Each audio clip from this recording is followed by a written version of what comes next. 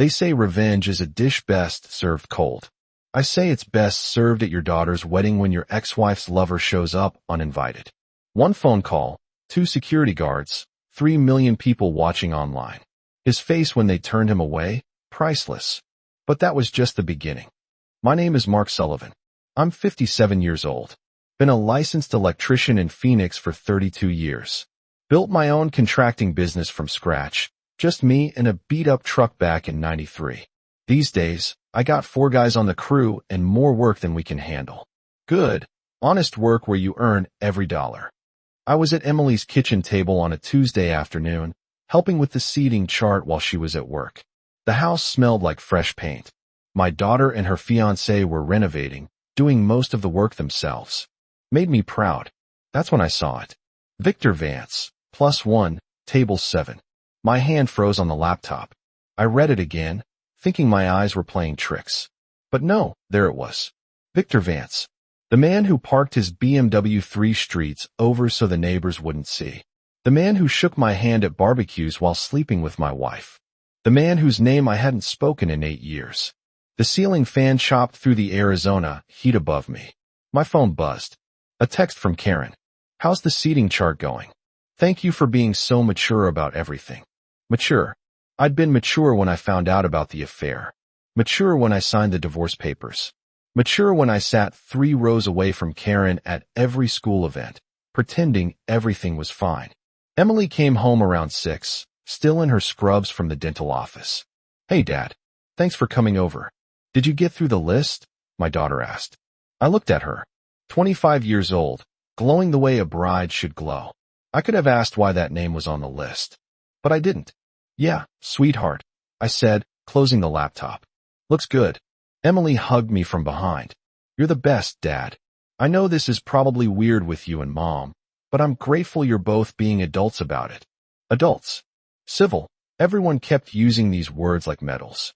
I drove home with the windows down, desert heat filling my truck, past the diner where Karen used to meet Victor on her lunch breaks. Phoenix felt smaller, suddenly. At home, I sat in my garage, staring at the tool bench I'd built myself. Everything in my life, I'd built with my own hands. My business, my reputation, my ability to hold my head up after my wife destroyed our marriage. And now they wanted me to watch that man celebrate at my daughter's wedding.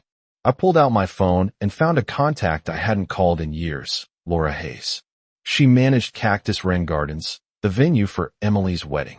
We'd worked together on a commercial job 5 years back. I stared at her number, then put the phone away. Not yet. First, I needed a plan. Because 32 years of running a business taught me one thing. You don't react. You plan. You measure twice, cut once. And you never let anyone see you coming. The next morning, I woke up at 5:30, like always. Old habits from running a business don't fade just because you're planning something. I made coffee, black and strong, and sat on my back porch watching the sun crawl over the Superstition Mountains. Emily called around 7 o'clock. Dad, I forgot to ask yesterday. Can you handle the final payment for the bar setup? Mom's covering the flowers, but the beverage package is killing us, Emily said. How much? I asked. $2,200. I know it's a lot, but I'll take care of it, sweetheart. Don't worry about it. She exhaled with relief. You're the best. Seriously.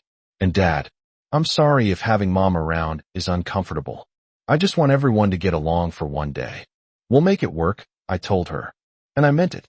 Just not the way she thought. I spent the morning on a job site, running new electrical for a strip mall expansion. My apprentice, Leo, kept asking if I was feeling all right. You're quiet today, boss. Something eating at you?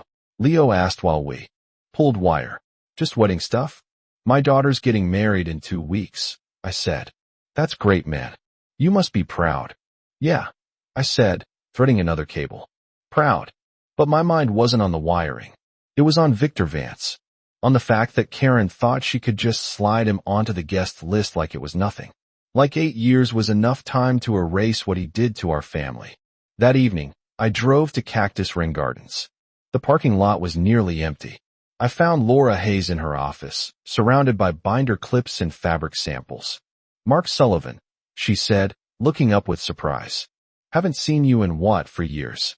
About that. Got a minute? I asked. Laura gestured to a chair. For you? Sure. What's going on? I sat down and pulled out a manila folder I'd prepared that morning. Inside were printouts. Old emails I'd saved from the divorce. Photos of Victor and Karen at a company function, his hand too low on her back. A timeline I'd written out by hand, showing the affair. My daughter's wedding is here in 2 weeks. There's a guest on the list who shouldn't be there, I said. Laura opened the folder and started reading.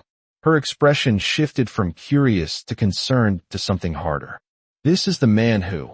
Yeah, and my ex-wife put him on the guest list without telling Emily the full story, I said. Laura closed the folder and looked at me directly. What exactly are you asking me to do, Mark? Your venue has security protocols, right? For guests who might cause disruptions. We do, but this man is a threat to my daughter's peace of mind. She doesn't know the whole story. She just thinks her mom and I had problems. She doesn't know he's the reason our family fell apart, I said. Laura was quiet for a long moment. Then she picked up her pen. I'll need his full name and any identifying information you have. I slid another paper across her desk. Victor's photo, his car description, everything. This stays between us, Laura said. And Mark, you're sure about this? I stood up. I've never been more sure of anything. Walking back to my truck, I felt something I hadn't felt in years. Not peace exactly, but purpose. Victor Vance wanted to celebrate at my daughter's wedding. He'd have to get past me first. A week before the wedding, I got a call from a number I didn't recognize. Arizona area code, but not one I had saved. Is this Mark Sullivan? A young man's voice asked. Speaking. Who's this? My name is Ryan Vance. I'm Victor Vance's son, he said. My hand tightened on the phone. I was in my truck between job sites, and suddenly the cab felt smaller. What do you want? I asked, keeping my voice level. To help you, Ryan said. I know my father's on your daughter's wedding guest list. I know what he did to your family, and I want to give you something that might be useful. We met at a coffee shop in Scottsdale an hour later. Ryan was in his late 20s, dressed in business casual. He had his father's eyes, but none of his smugness. He slid a USB drive across the table. What's on this? I asked. Evidence. My father's been sued twice for harassment at his dealership. Settled both cases out of court. There's also documentation of him manipulating insurance claims. Nothing that sent him to jail, but enough to show he's not the stand-up guy he pretends to be, Ryan explained. Why are you doing this? I asked. Ryan's jaw tightened. Because he destroyed my family, too. My mom, my 2 sisters. He walked out on us for your ex-wife, then walked out on her when someone younger came along. He's a user, Mr. Sullivan, and I'm tired of watching him get away with it. I looked at this kid, probably close to Emily's age, and saw the same pain I'd carried for years. Your sister's getting married, right? She deserves better than having him there, Ryan said. My father ruins things. It's what he does. I pocketed the USB drive. This stays between us. Understood. And Mr. Sullivan, I hope your daughter has a beautiful wedding, Ryan said. Driving back, I thought about Victor's son turning against him. Some men burn so many bridges, even their own kids won't defend them. That evening, I loaded the USB contents onto my laptop. Ryan wasn't exaggerating. Harassment complaints from female employees. Fraudulent insurance documentation. Even a DUI from 2 years ago that somehow got buried. I made copies and added them to the folder I'd given Laura. Then I called her. Laura, it's Mark. I have additional documentation you should see, I said. More on the guest we discussed? She asked. Yeah, this makes it even clearer. He's a liability. Bring it by tomorrow.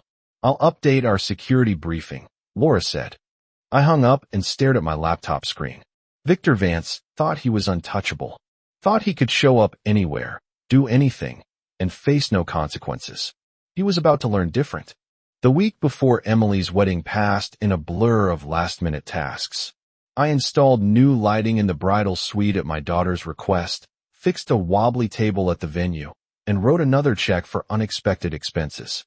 Every time I was there, I saw Laura briefly. She'd give me a subtle nod. Everything was set. Emily called me Thursday night, 5 days before the wedding. Dad, I need to tell you something. And please don't freak out. my daughter said. My stomach dropped. What's wrong? Alex is flying in tomorrow. He's taking a few days off from school to be here, Emily said. Alex, my son, 21 years old, and finishing up his junior year at Arizona State. I hadn't told him about Victor being on the guest list. Hadn't wanted to drag him into the drama. That's great, sweetheart. I'll pick him up from the airport, I said. Thanks, Dad. And one more thing. Mom's having everyone over for a pre-wedding dinner Saturday night. You're invited. She wanted to be, civil. Civil, that word again. I'll be there, I told her. Friday afternoon, I picked Alex up from Sky Harbor. He'd grown since Christmas, filled out more in the shoulders. Kid was playing club rugby at ASU, and it showed. Good to see you, old man, Alex said, throwing his duffel in the truck bed. You too, son. How's school? Brutal, but I'm surviving. So, what's this I hear about Mom inviting some random guy to the wedding? He asked. I glanced at him. Who told you that? Emily mentioned someone named Todd. Said he was Mom's old friend, but her voice got weird when she said it. So I figured there's more to the story, Alex said. I merged onto the freeway before answering. Victor Vance. He's the guy your mother had an affair with. Alex was quiet for a beat, and she invited him to Emily's wedding. Apparently. That's messed up, Dad. Does Emily know? She knows your mom and I had problems. She doesn't know all the details, I said. Alex stared out the window. You gonna do something about it? I kept my eyes on the road. Already handled. My son looked at me with something like respect. Good. Guy sounds like a piece of work. That evening, Alex and I grilled steaks in my backyard. He told me about school, about rugby, about a girl he was seeing. Normal father-son stuff. But I could tell his mind kept circling back to the Victor situation.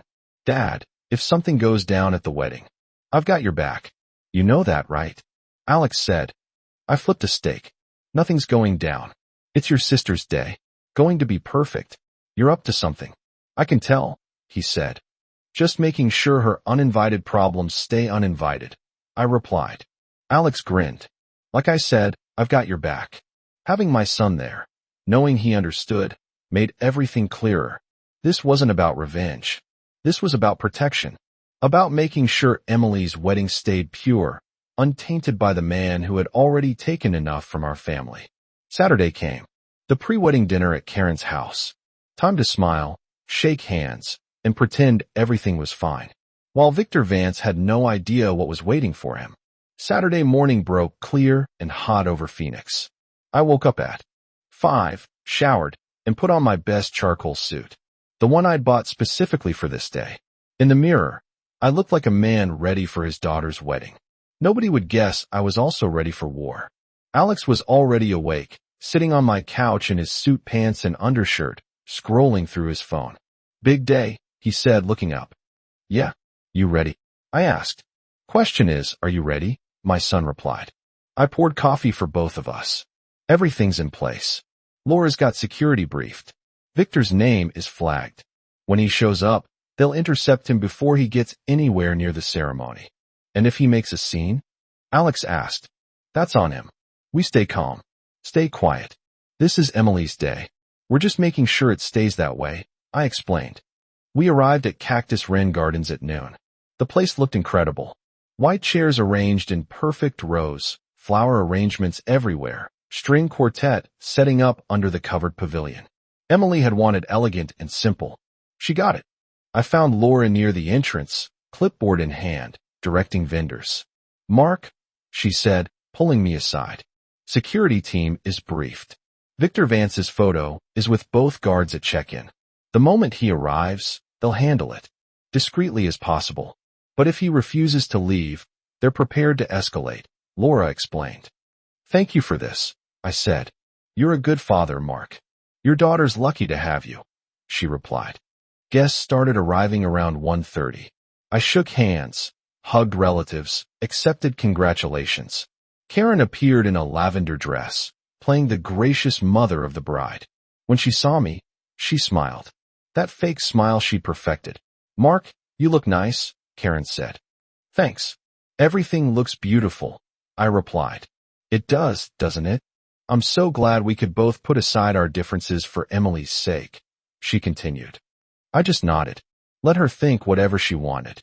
Alex stayed close, watching the entrance. Around 2 o'clock, I saw him stiffen slightly. He caught my eye and gave a subtle nod toward the parking lot. A white BMW had just pulled in. Victor Vance stepped out, wearing a navy suit that probably cost more than my truck payment.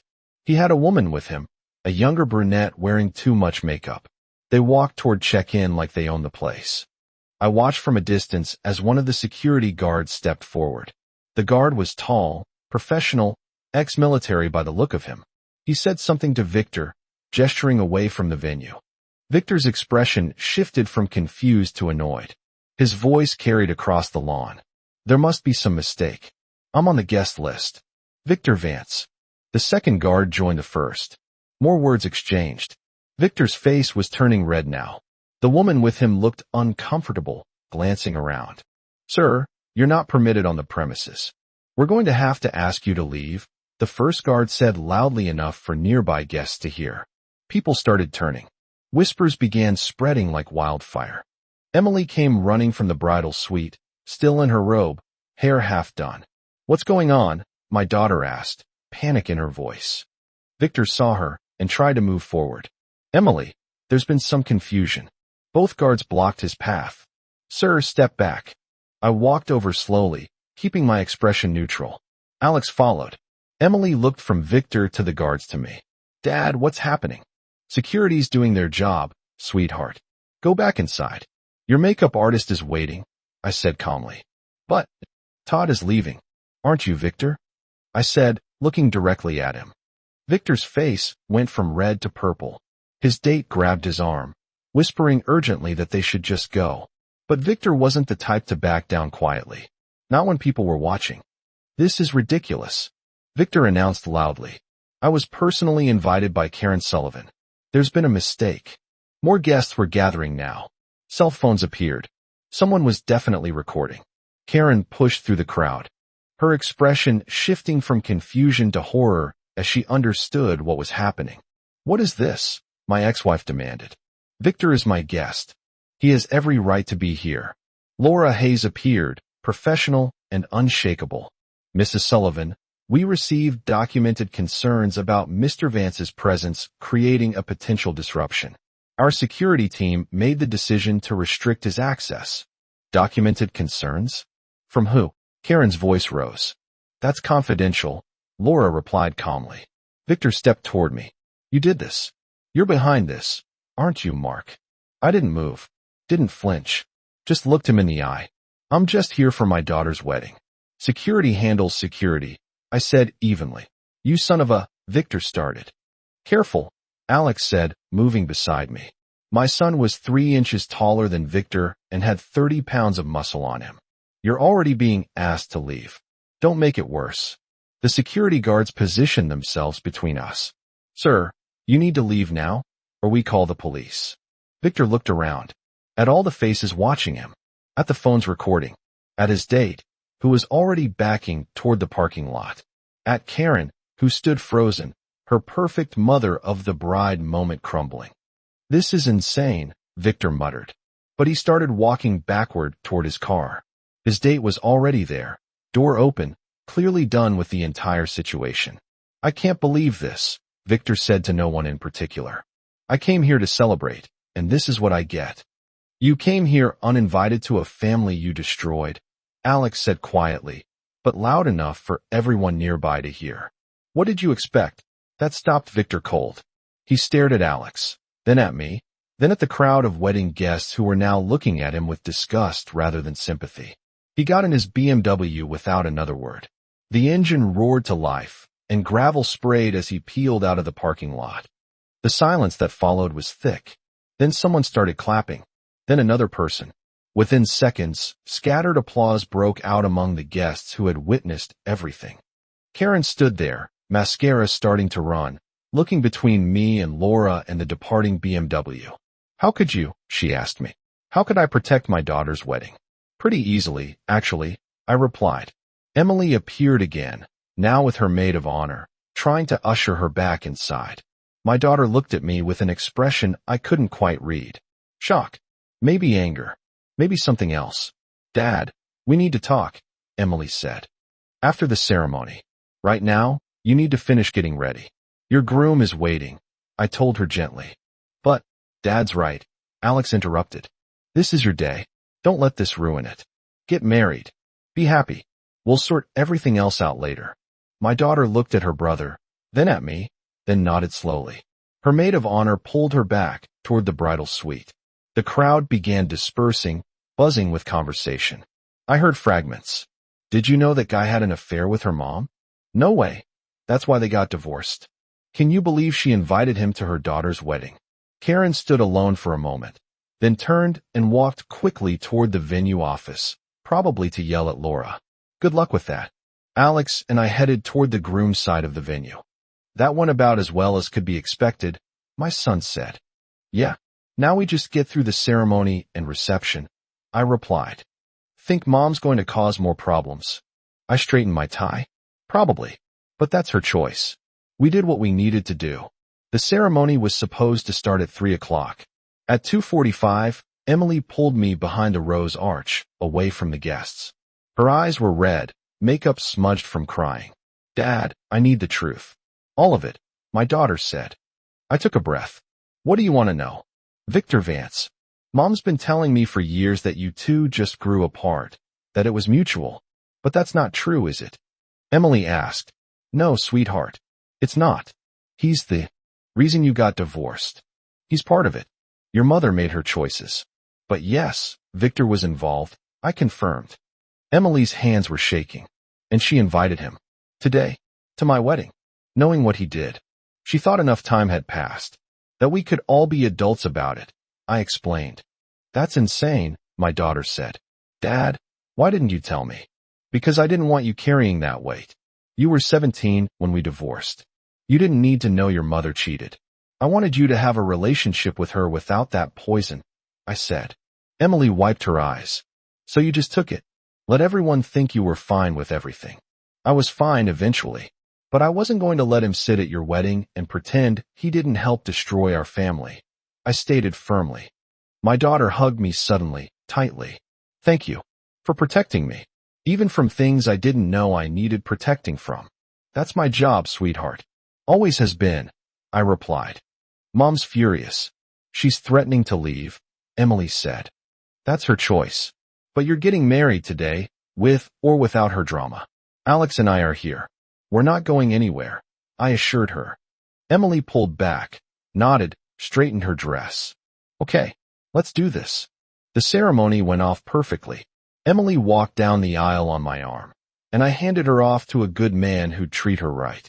I sat in the front row, next to Alex. Karen sat on the opposite side, refusing to look at me. During the vows, I caught Emily glancing at me once. She smiled. A real smile. The kind that said she understood now, that she was grateful. When they were pronounced husband and wife, the crowd erupted in applause. Alex leaned over. You did good, Dad, my son whispered. We did good, I corrected. The reception started at 5 o'clock. Karen made a toast that was clearly directed at me, talking about forgiveness and moving forward and letting go of the past. I just sipped my water and let her talk. When it was my turn, I kept it simple. To Emily and David, may your marriage be built on honesty, trust, and the kind of love that doesn't break when things get hard. I'm proud of you both, I said, raising my glass. The applause was genuine. Several people came up afterward to shake my hand, including relatives who'd known the truth about Victor all along. About time someone stood up to that guy, my uncle said quietly. Around 7 o'clock, as the sun was setting and the dancing started, my phone buzzed. A text from an unknown number. This isn't over, Mark. You made an enemy today. Victor, I showed it to Alex. Want me to handle this? My son asked. No. Block the number. He's just noise now, I said. Alex did it, then deleted the message. Gone, he confirmed. I watched Emily dancing with her new husband, laughing, happy. That's all that mattered. Victor Vance could send all the threats he wanted. He'd already lost. Sunday morning, I woke up to 73 text messages. My phone had been on silent overnight, and apparently I'd missed quite a show. The first message was from my crew foreman, Leo. Boss, you're famous. Check TikTok. I didn't have TikTok, but Alex did. He was already awake, sitting on my couch, scrolling through his phone with a grin. Dad, you need to see this, Alex said, turning his phone toward me. It was a video, filmed by one of Emily's bridesmaids. Crystal clear footage of Victor being escorted out by security. His face red, voice raised. The caption read, "When mom invites her affair partner to the wedding and dad says absolutely not." 3 million views in less than 12 hours. Oh no, I muttered. Oh, yes, Alex replied. It gets better. Look at the comments. Thousands of comments. Most supporting me. That dad is a legend. Why would the MOM even invite that guy? So disrespectful. Security guard deserves a raise. The way that man stayed calm while protecting his daughter. That's a real father. But there were other videos, too. Different angles from different guests. One showed Karen crying and yelling at Laura. Another caught my toast at the reception. Someone had even posted the full confrontation, including Alex's line about Victor coming to a family he destroyed. That clip alone had 2 million views. My phone rang. Emily. Dad, have you seen the videos? My daughter asked. Just now. Sweetheart, I'm sorry if this is. Don't apologize. I'm glad it's out there. Everyone should know what kind of man he is, and what kind of father you are. Emily interrupted. How are you handling all this? I asked. Honestly, I'm relieved. For years, I thought the divorce was somehow my fault. That if I'd been better, you and Mom would have stayed together. Now I know the truth, she said. We talked for a few more minutes. She was good, happy, on her honeymoon soon. After hanging up, I checked the other messages. Friends from high school, old work buddies, even Ryan Vance, Victor's son. Mr. Sullivan, I saw the videos. My father got exactly what he deserved. Thank you for standing up to him. But there was one message that concerned me. From Karen. You've humiliated me in front of the entire county. My friends are calling. People in my office saw the videos. I hope you're proud of yourself. Alex read it over my shoulder. She's blaming you for her own choices. Always has, I replied. By Monday morning, local news had picked up the story. A reporter from Channel 12 called, asking for an interview. I declined. The Phoenix Tribune ran an article. Viral wedding video raises questions about forgiveness and boundaries. My business phone started ringing with new clients. Saw you on TikTok. Any man who stands up like that is someone I want to work with. The chaos became the talk of the entire county. Everywhere I went, people recognized me. Some wanted to shake my hand. Others just nodded with respect. 3 days after the wedding, around 11 at night, headlights swept across my living room window. A car door slammed. Heavy footsteps on my porch. Then, pounding on the door. Mark, open up. I know you're in there. Victor's voice. Slurred and angry. I was already on my feet. Alex appeared from the guest room, alert. Stay back. I told my son quietly, pulling out my phone. Mark Sullivan. You ruined my reputation. Everyone thinks I'm some kind of home wrecker. More pounding. I dialed 911. Put it on speaker. This is Mark Sullivan at 2847 Saguaro Drive. There's an intoxicated man on my property making threats. I said calmly into the phone. We're sending officers now. Stay inside, the dispatcher replied. Open this door, you coward. Victor shouted. Alex moved toward the door. I put my hand up, stopping him. Let the police handle it, I said.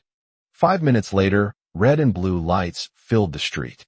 I heard officers talking to Victor, his protests getting louder, then quieter. A car door. Silence. An officer knocked. I opened it. Mr. Sullivan? I'm Officer Miller. The individual has been arrested for trespassing and public intoxication. He was also driving under the influence, the officer explained. Thank you, officer, I replied. Sir, he made some threats. We recommend a restraining order, Miller suggested. I'll look into it. After the police left, Alex sat on the couch, shaking his head. Guy really can't let it go, can he? My son observed. Some people never learn, I said. The next morning, Ryan Vance called. Mr. Sullivan, I heard about last night. My father's in jail. I wanted to apologize, Ryan said. Not your fault, son. Your father makes his own choices, I replied. Still, thank you for not pressing harder charges. The DUI is enough to keep him off the roads for a while, Ryan continued. Just want him to stay away from my family, I stated. He will. I'll make sure of it, Ryan promised. That afternoon, I filed for a restraining order. The judge approved it within hours, given the viral videos, the late-night visit, and Victor's arrest record. Emily called that evening from her honeymoon. Dad, I heard what happened. Are you okay? My daughter asked. I'm fine, sweetheart. Victor's facing consequences for his actions. Finally, I assured her. Good. He deserves worse, honestly, she said. Maybe, but I'm not interested in revenge anymore. I just want peace, I replied. And I meant it. For months later, autumn hit Phoenix with cooler temperatures and clear skies. My business was booming, thanks partly to the publicity, though I never advertised that connection. Emily and David invited me over for Sunday dinner. Their little house was coming together nicely. My daughter was glowing, happy in a way I hadn't seen in years. Dad, I have news, Emily announced over dessert. Good news, I hope, I said. The best. We're pregnant, she beamed. I stood and hugged them both. Congratulations. I'm going to be a grandfather. Alex already knows. He's thrilled. But there's something else, Emily continued. We want to ask you to be really involved. More than just visits. We want our child to know what a real father looks like. Those words hit me harder than I expected. I'd be honored, I managed. Later, sitting on their porch, Emily brought up Karen. Mom and I aren't really speaking. She can't accept that I sided with you, my daughter explained. That's her choice. Don't let it eat at you, I advised. I'm not. For the first time, I see her clearly. The lies, the manipulation, the refusal to take responsibility. I'm done making excuses for her, Emily said firmly. Alex drove up then, fresh from rugby practice. We all sat together, talking about the future, about the baby, about life. My phone buzzed. A message from Laura Hayes. Saw you're going to be a grandfather. Congratulations, Mark. You deserve all the happiness. I smiled and pocketed the phone. Victor Vance. His dealership had lost several major contracts after the videos went viral. Last I heard, he'd moved to Tucson, trying to rebuild away from Phoenix. I didn't follow it closely. He was irrelevant now. Karen? Still angry, still blaming me. But Emily had set boundaries. That was her choice, and I supported it. As the sun set over the mountains, painting the sky orange and purple, I felt something I hadn't felt in years. Complete peace. I'd protected my daughter when it mattered most. I'd stood my ground without backing down. I'd shown my kids that integrity isn't about being loud or aggressive. It's about being firm when it counts. The viral videos eventually faded from the internet's memory. New scandals replaced old ones. But in Phoenix, people still recognized me occasionally. They'd nod, shake my hand, say, "You did right by your daughter." And they were correct. I saw my wife's affair partner on my daughter's wedding in Phoenix. I made one call to the venue manager. The chaos became the talk of the entire county. But in the end, it wasn't about chaos or revenge. It was about protecting what mattered most. My family, my daughter's happiness, my integrity, and I'd do it all again in a heartbeat.